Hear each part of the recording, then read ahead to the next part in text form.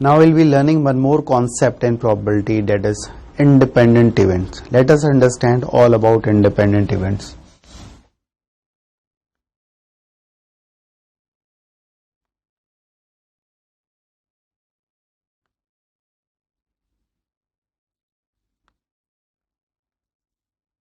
We have learnt the probability of A intersection B.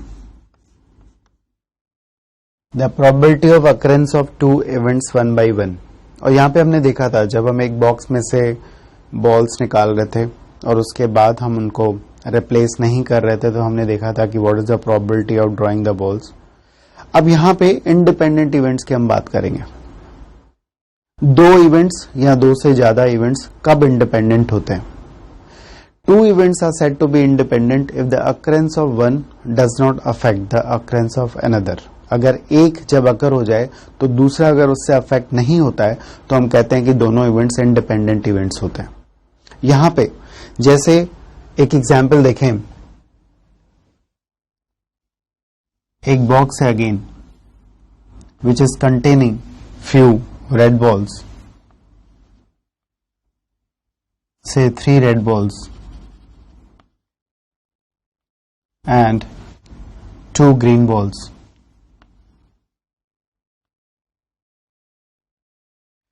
A is the event.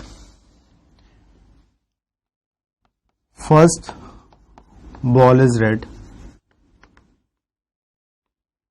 B is the event. Second ball is green. अगर मैंने पहला वाला ball जो निकाला है उसको हम वापस नहीं डालते हैं, अब जो दूसरा बॉल निकलेगा वो चाहे रेड निकले चाहे ग्रीन निकले, तब उसकी प्रोबेबिलिटी पहले वाले बॉल से अफेक्टेड होती है. ये हम पढ़ चुके हैं कंडीशनल प्रोबेबिलिटी में. लेकिन अगर हम पहला वाला बॉल वापस डाल देते हैं बॉक्स में तो अब दूसरा जब हम बॉल निकालेंगे तो उसकी प्रोबेबिलिटी पहले क्या हुआ था उससे अफेक्ट नहीं होगी. और ऐसे इवेंट्स को हम इंडिपेंडेंट इवेंट्स का नाम देते हैं. So when I am drawing one ball which is say red, अगर रेड आ चुका है, then drawing another ball with replacement, यानी कि पहला जो बॉल है वो हमने वापस डाल दिया है, तो ऐसे इवेंट्स को हम कहते हैं इंडिपेंडेंट इवेंट्स. और स्ट्रेट अवे यहां पे अगर मेरे को A इंटरसेक्शन B निकालना है तो it is straight away PA into PB.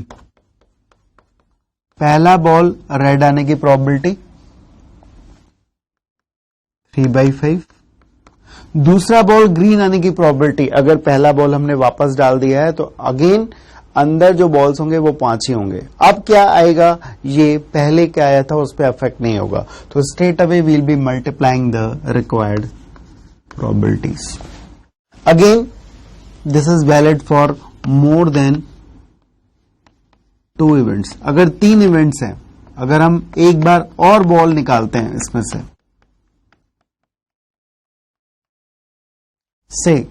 all the 3 balls are drawn one by one, what is the probability we'll be getting all the balls red? पहला भी रेड आ जाए, सेकेंड भी red आ जाए, थर्ड भी रेड आ जाए. Again I am replacing the ball. जो बॉल मैंने डाला है वो वापस हम डाल रहे हैं अंदर. तो पहले बॉल के रेड आने की प्रोबेबिलिटी 3/5, दूसरे की भी रेड 3/5 और तीसरे की भी रेड आने की प्रोबेबिलिटी 3/5. तो यहां पे समझने वाली ये बात है कि इंडिपेंडेंट इवेंट्स में हम स्ट्रेट अवे प्रोबेबिलिटीज को मल्टीप्लाई कर देते हैं.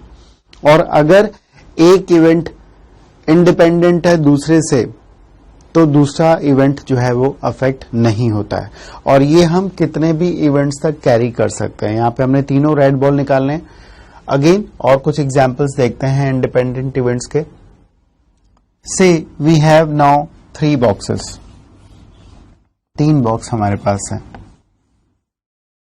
One is containing 2 green balls, this is containing 1 green ball, this is containing 3 green ball. This box is containing 2 red balls, this 2 is containing 2 red balls, this is containing 1 red ball. The question is, a ball is drawn from each box. हर एक box में से एक ball draw किया जा रहा है. The probability of getting 2 red balls and 1 green ball.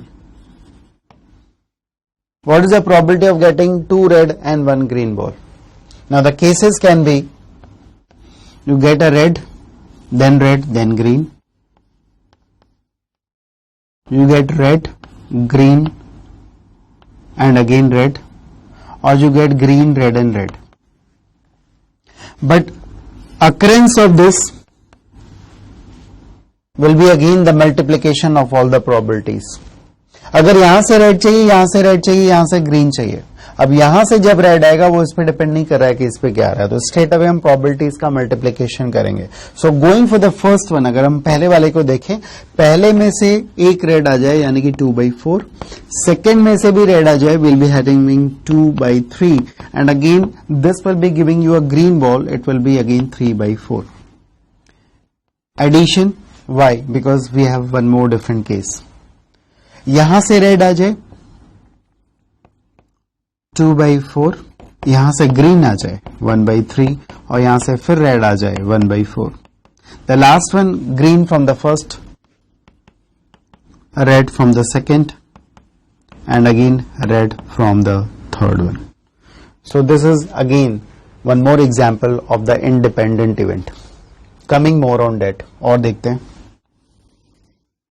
The next example is, there are two candidates A and B and both are appearing for an interview. दोनों एक इंटरव्यू के लिए जाते हैं. The probability of getting selected of A is the probability of getting selected of A, and that is given 1/3, and the probability of getting selected of B is 1/5. Now we have to find out probability that both are selected. That means A intersection B. कैसे निकालेंगे?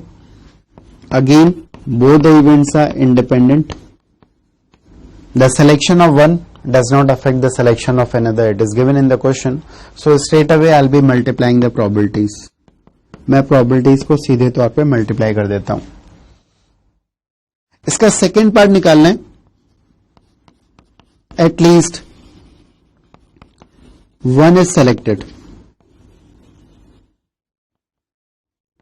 Now in this case we will be having 3 cases. A is selected, B is not selected. A is not selected, B is selected, and both are selected. These two are also independent. अगर A और B independent है तो A और B बार भी independent होंगे, A बार और B भी independent होंगे. Again A complement and B complement 2 will be independent. Straight away यहां भी हम प्रोबेबिलिटीज का मल्टीप्लिकेशन कर सकते हैं. It will be straight away PA into PB dash.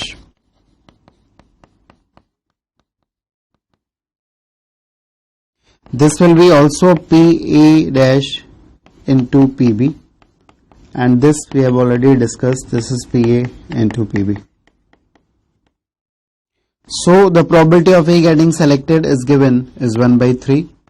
Here B is not getting selected, so 4/5. A is not getting selected, B is getting selected. A is again here getting selected, and B as well is getting selected. So the required probability will be 7/15. This is the required probability. Now again, अगर यहां पे एक और चीज देखें, एक case ऐसा है जब दोनों ही सेलेक्टेड नहीं होंगे. That is PA. The probability that both will not be selected. It will be non-selection of A into non-selection of B. Again, these two are also independent. ये भी independent है. इसके non-selection की probability है 2/3 और इसके non-selection की probability है 4/5. So the product will be 8/15. You can see the sum. Sum when at least one is selected. Sum when none is selected. That comes out to be 1. अगर हमें इसको निकालना होगा, at least one is selected. You can find out this by one more method, that is 1 minus none of them is selected. कोई भी एक selected ना हुआ हो तो हमें probability पता चल जाएगी कि कम से कम एक selected होगा.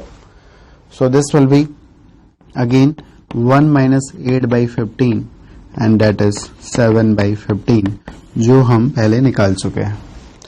So again a good example to work with. Coming for more examples on the independent events. और examples देखेंगे हम independent events पे. The next example which is coming up is there is a lot of 50 defective and 50 non-defective bulbs.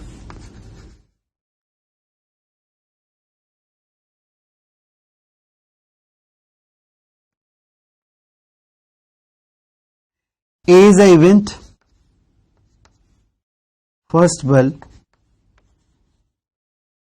is defective. B is an event. Second bulb is non-defective. And C is event. Both are defective or non-defective.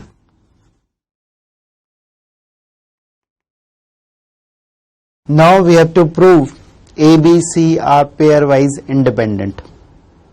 And again A, B, C are mutually independent. हमें यहाँ पे prove करने. Bulbs are tested one by one with replacement. Replace करते हुए, यानी कि जिसको test किया उसको दोबारा कर सकते हैं टेस्ट. यहाँ पे हमें प्रूव करना है कि ए बी सी जो इवेंट्स हैं दे आर ऑल इंडिपेंडेंट, सारे इंडिपेंडेंट हैं. अब देखते हैं सबसे पहले probability of A, that is first bulb is defective, उसकी प्रोबेबिलिटी क्या होगी. सबसे पहले सैंपल स्पेस की अगर यहां पे बात करें क्या क्या होगा.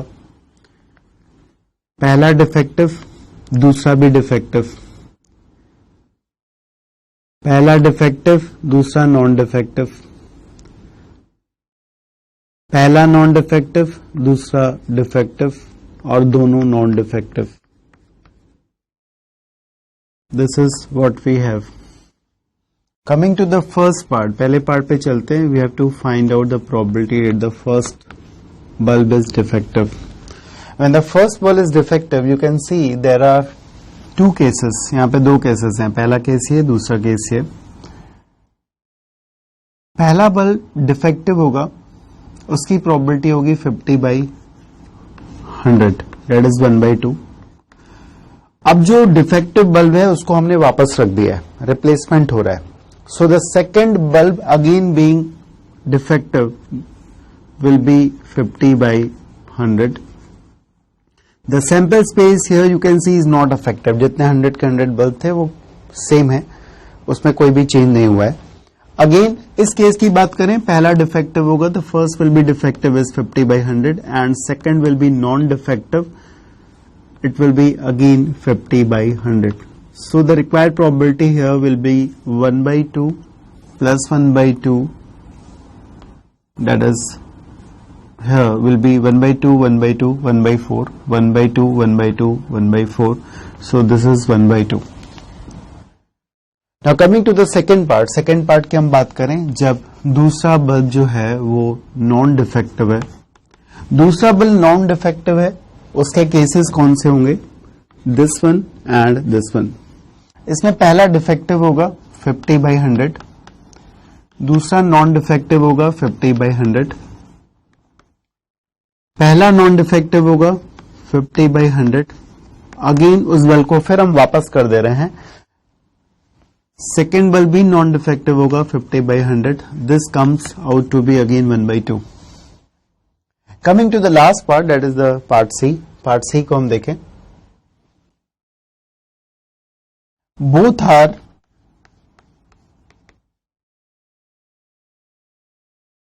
डिफेक्टिव और नॉन डिफेक्टिव, दोनों डिफेक्टिव हो या नॉन डिफेक्टिव हो, उसके लिए ये वाला केस लेंगे हम.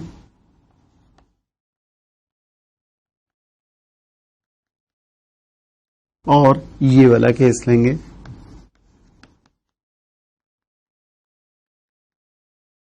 This is again 1/2. Now if you can see what is PA intersection B. PA intersection B का मतलब क्या हुआ? PA intersection B का मतलब हो गया कि पहला जो बल्ब है वो डिफेक्टिव हो और दूसरा बल्ब नॉन डिफेक्टिव हो. इसकी अगर हम वैल्यू कैलकुलेट करेंगे that is 50/100 into 50/100 because bulb को हम वापस रिप्लेस कर दे रहे हैं, ये आएगी 1/4. और आप देख सकते हैं this is actually equal to PA into PB. PA is 1/2 and P of B is 1/2. So A and B are mutually independent. Likewise हम देख सकते हैं PB intersection C क्या होगा? B intersection C का मतलब होगा B यानी कि सेकेंड बल्ब डिफेक्टिव होना चाहिए और यहां पे कह रहा है कि दोनों डिफेक्टिव या नॉन डिफेक्टिव होंगे. तो इसके लिए एक ही केस आएगा D1 D2. ये भी आएगा 50/100 into 50/100 that is again 1/4 and which is again equal to PB into PC. Likewise हम देख सकते हैं कि A और C भी पेयरवाइज इंडिपेंडेंट होंगे. But if you are coming to this A intersection B intersection C,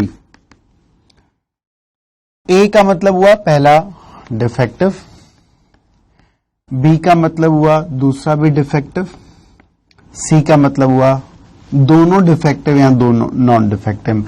intersection में अगर हम लेंगे तो यही केस लिया जाएगा और इसकी वैल्यू आप समझ सकते हैं ये आएगी 1/4. और ये PA into PB into PC के बराबर नहीं होगी. ये 1/2 1/2 1/2 यानी कि 1/8 होगा. तो पेयरवाइज तो ABC इंडिपेंडेंट है बट आपस में ABC अगर तीनों इकट्ठे लेंगे सो दे आर नॉन इंडिपेंडेंट, यानी कि ये डिपेंड कर रहे हैं. तो ये एक प्रूविंग है, एक अंडरस्टैंडिंग है डिपेंडेंट और इंडिपेंडेंट इवेंट्स की. Coming to the next example again on the dependent and independent. It is given a coin is tossed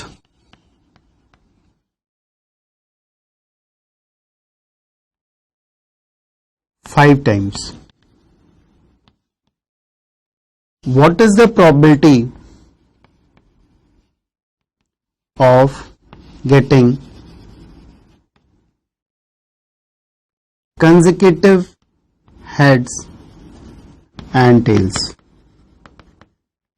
Straight question है. कंसेक्यूटिव हेड्स और टेल्स की प्रोबेबिलिटी हमें निकालनी है. क्या होगी? 5 बार एक कॉइन को टॉस किया जा रहा है. जब भी कॉइन का टॉसिंग होगा वो हमेशा इंडिपेंडेंट होगा बिकॉज एक बार अगर हेड आता है उसके बाद आप टॉस करोगे तो ये इस पे डिपेंड नहीं करेगा कि पहले क्या आया था. If you have got head in the first toss then coming of head or tail in the second toss will not be dependent upon the first outcome. तो इसलिए ये हमेशा इंडिपेंडेंट इवेंट्स होते हैं. So tossing a coin will always be independent and we have to find out that is in this case straight away 3 head आएंगे. Probability of getting heads and tails consecutively का मतलब हो गया या तो ये वाली एक चांस होगी या तो हो सकता है कि 3 टेल आ जाए आपके पास. ये होगा एक केस. Now the first one is head, it is 1/2. Second tail 1/2, third head 1/2, fourth tail. इस तरह से मल्टीप्लाइड होंगी प्रोबेबिलिटी. स्ट्रेट अवे मल्टीप्लीकेशन होगा because all the events here are independent. सारे के सारे इवेंट्स इंडिपेंडेंट है इसलिए हमने स्ट्रेट अवे मल्टीप्लाई किया है. इसको भी देखें यहां भी वही चीज आएगी. सो this is a very simple understanding question again based on the independent event और इसमें straight away हमने probabilities को multiply किया हुआ है. Going for few more examples, कुछ और examples की बात करेंगे. It is given a candidate is appearing for 3 exams say physics, chemistry and maths. The probability of his passing the exams are given here. Probability दी हुई है. He will pass in physics, it is 0.6. He will pass in chemistry, it is 0.7, and he will pass in maths is 0.9. Now what is the probability he passes in all the three subjects? तीनों subject में पास हो जाए. अगर P event है वो physics में पास होता है, C इवेंट है वो केमिस्ट्री में पास होता है, M अगर इवेंट है कि वो मैथ्स में पास होता है, तो हमें सबसे पहले तो निकालनी है प्रोबेबिलिटी कि वो तीनों में पास हो जाए. That means P intersection C intersection M हमें निकालना है. So this is straight away because passing in each of the exam is independent of another exam. तो it is straight away multiplication of all the probabilities. हम multiply करके तीनों को निकाल सकते हैं. 0.6, 0.7 इंटू 0.9. इसके बाद एक और इसका पार्ट हम करेंगे.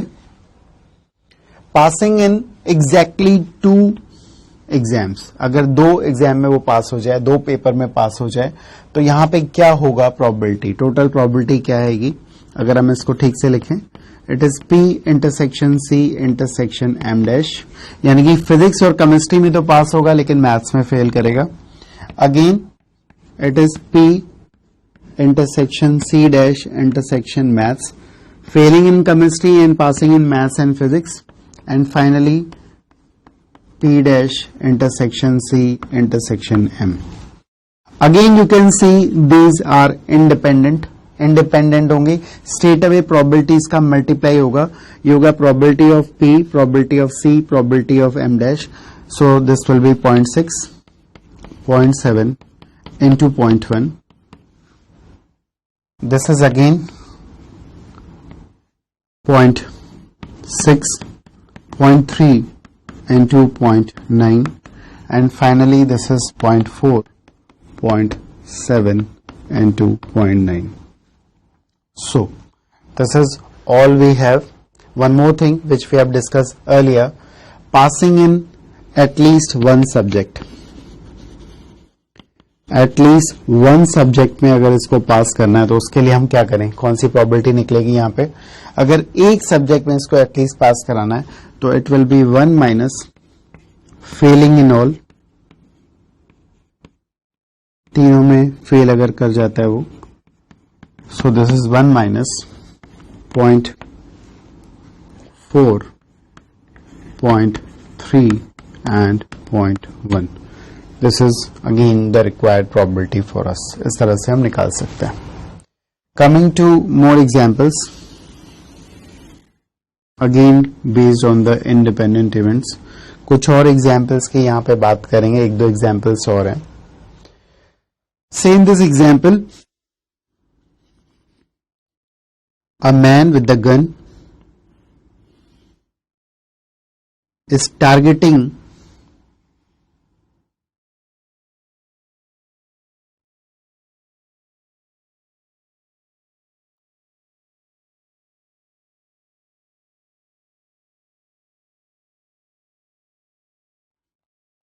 these 3 targets one by one.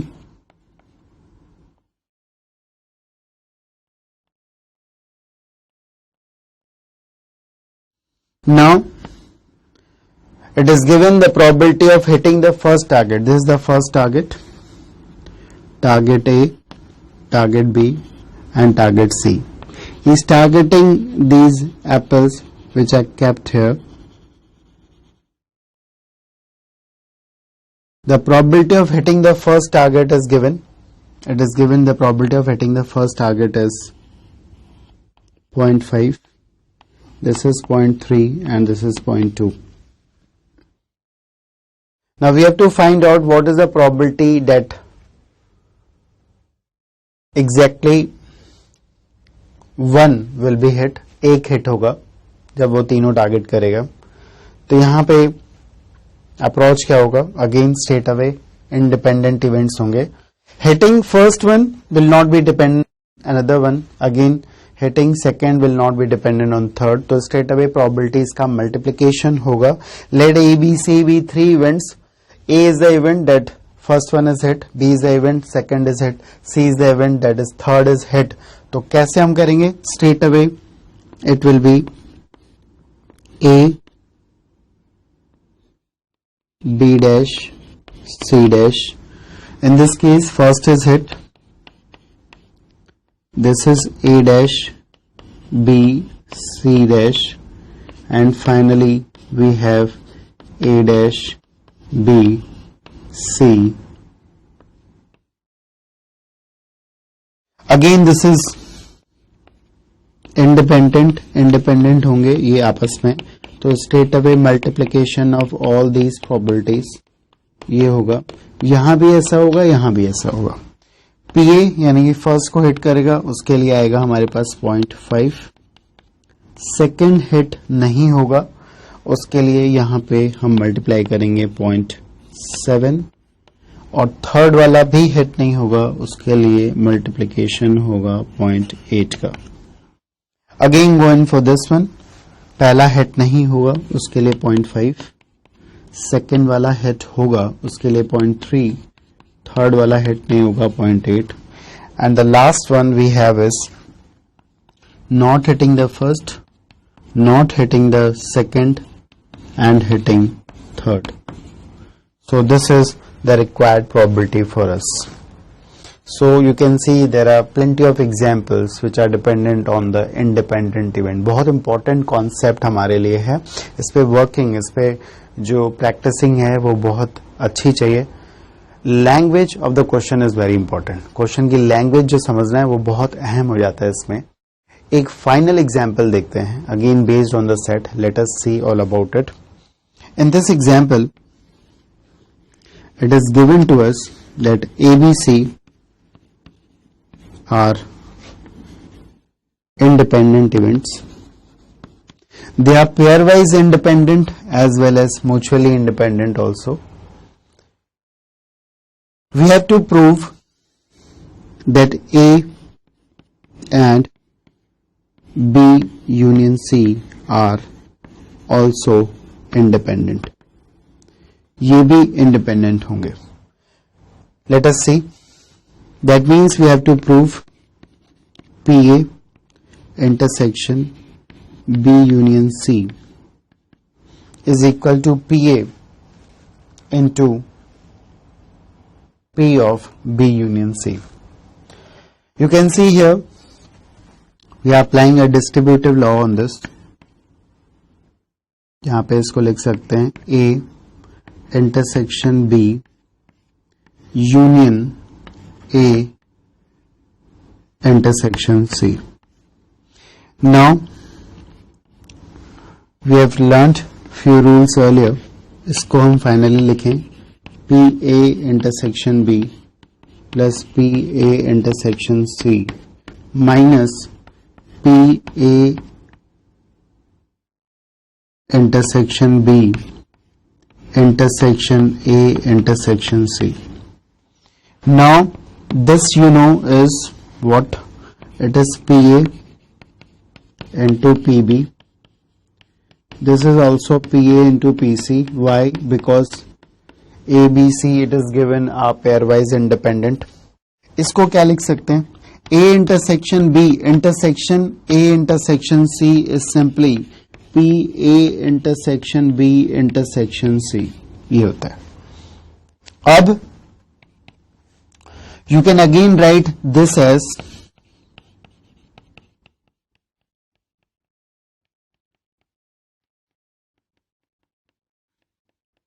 इसको आप लिख सकते हैं PA into PB into PC.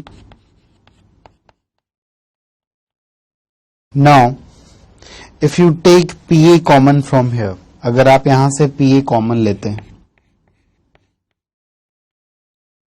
in the bracket you will be having PB plus PC plus PB into PC. ये आएगा हमारे पास which is equal to B union C. So the result is here for us, that is A and B union C are also independent. Look at it carefully, थोड़ा ध्यान से देखेंगे। यहाँ पे multiplication है, हमने कॉमन लिया है पीए को। पीए को हमने यहाँ पे जब कॉमन लेंगे तो ब्रैकेट के अंदर पीबी आएगा प्लस पीसी आएगा minus B PB into PC आएगा, इसको ऐसे लिखेंगे और फाइनली आप ये रिजल्ट देख सकते हैं। एक बहुत ही इंपॉर्टेंट रिजल्ट है। So we have worked on all aspects of the probabilities. In the next lecture will be working on the binomial distribution. Now these concepts are very important. जितने भी आज हमने कॉन्सेप्ट पढ़े हैं वो बहुत अहम है, बहुत ही इंपॉर्टेंट है. Just keep on working on these. Thank you student.